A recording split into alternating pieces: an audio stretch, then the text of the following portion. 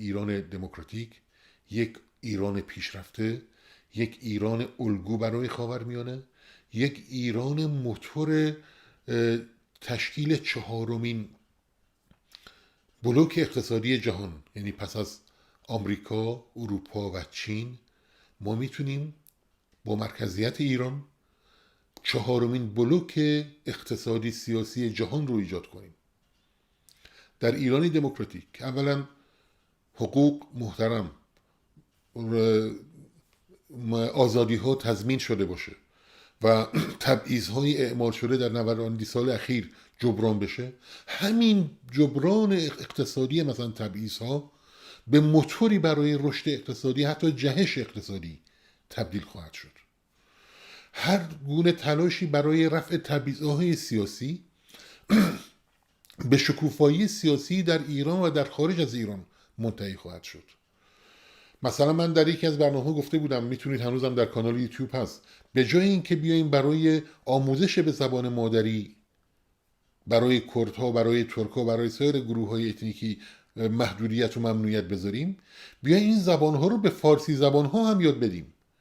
ما ایرانی رو میخوایم که در یک پروسه 10-15 ساله تمام کسانی که در ایران حتی فارسی زبان‌هایی که در حد یک دیپلم درس خونده باشند بتونند زبان کردی و زبان ترکی یا هر زبان دیگر رو که بخوان بفهمند، ارتباط برقرار کنند، از موسیقی، از شعر، از تاریخ و از ادبیات این زبان‌ها استفاده کنند.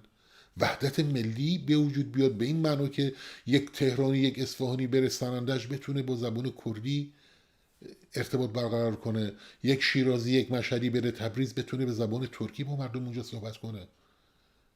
لازم نیست سخنرانی کنید یا مقالات علمی به زبانهای کردی و ترکی بنویسید، ولی همین که بتوانید با مردم این ساکنین این مناطق ارتباط برقرار کنید، این وحدت ملی ایجاد میکنه.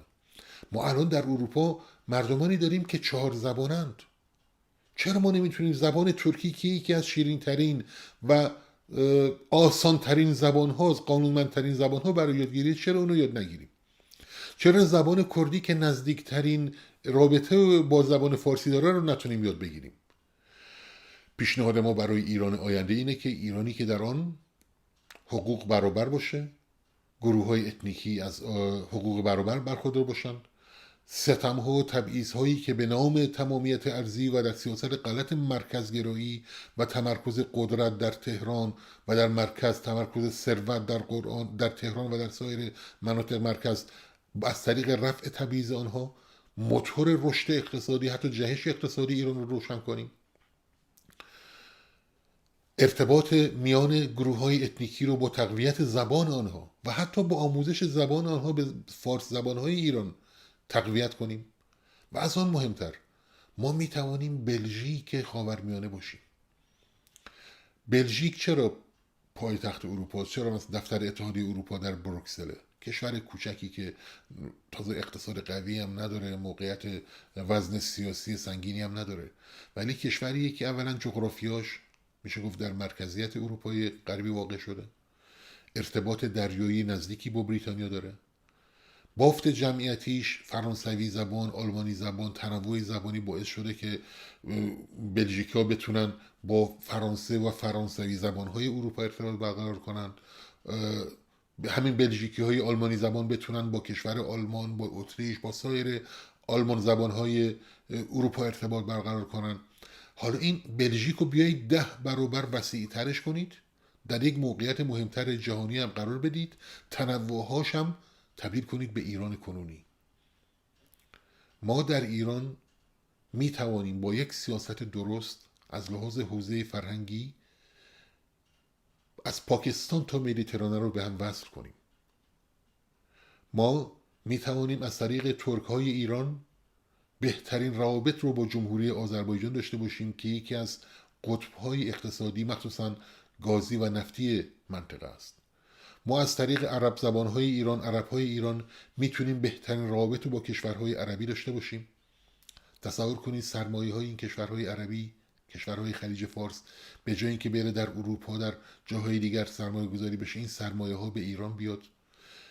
نیروی کار، نیروی متخصص ایرانی، نیروی دانشگاهی ایرانی برن در این کشورها کار کنن. تصور کنید که ما از طریق بلوچستان ایران بتونیم بر بلوچستان پاکستان و کل پاکستان که یکی از مراکز اسلامگرایی از متاسفانه تأثیر بذاریم. بلوچستان کنونی در این 4 ماه چنان پیشرفت کرده که میتونه یک الگو برای کل منطقه باشه، چه برسه به همتبارانشون در آن سوی مرز در پاکستان، چه برسه به کشور اسلامی زده پاکستان. ما از طریق کردها واقعا میتوانیم به مدیترانه برسیم. دیر یا زود ترکیه به اتحادیه اروپا خواهد پیوست. این دوران اردوغان و اسلامگرایی پایان خواهد یافت. این یک نیاز دو طرف است. هم اروپا در رقابت با آمریکا و چین نیاز داره به بازار، به نیروی کار ترکیه، هم ترکیه برای بقای خودش نیاز داره به پیوستن به اروپا. در اون صورت چه اتفاقی خواهد افتاد؟ در اون صورت بازرگان و سرو ماکو نقاط مرزی ما با اروپا خواهند بود. کردهای ترکیه رابط ما با اروپا خواهند بود. ما از طریق کردستان عراق و کردستان سوریه می توانیم به مدیترانه برسیم. نه آنگونه که قاسم سلیمانی میخواست بر روی دریایی از خون با کشتار و جنایت به مدیترانه برسد. ما می توانیم از طریق توسعه حوزه نفوذ فرهنگی و معنوی خودمون به مدیترانه برسیم.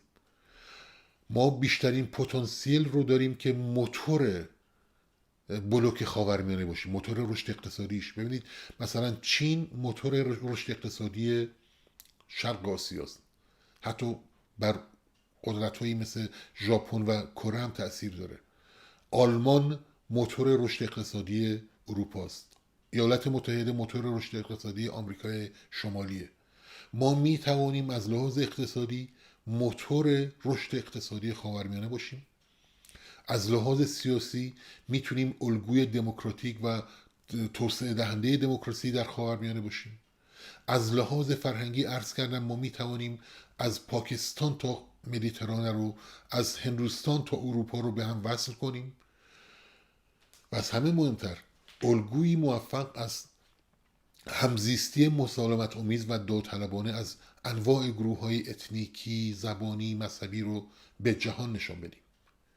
این الگوی ما برای ایران آینده است.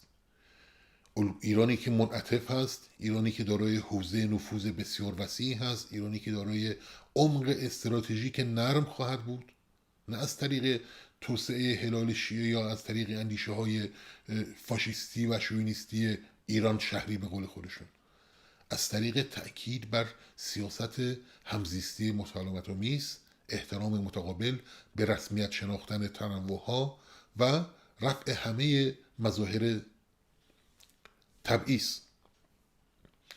من هم در مقطع لیسانس هم در مقطع فوق لیسانس درس اقتصادی سیاسی خوندم، داوطلبانه، البته جزء واحدهای داوطلبانه است، ولی به خاطر علاقه‌ای که داشتم اتفاقا بالاترین نمره ها رو هم از این گرفتم. من برای ایران آینده پروژه دارم، برای خاورمیانه دموکراتیک آینده پروژه دارم و در آینده در برنامه‌های مفصل به این مباحث خواهم پرداخت. تمام مطالبی که عرض کردم خدمتتون حاصل تحقیق هست، واقعی هست، یعنی تحقق پذیر هست. واقعی به این معنا که خیالی نیست، رؤیایی نیست و ضروری هم هست.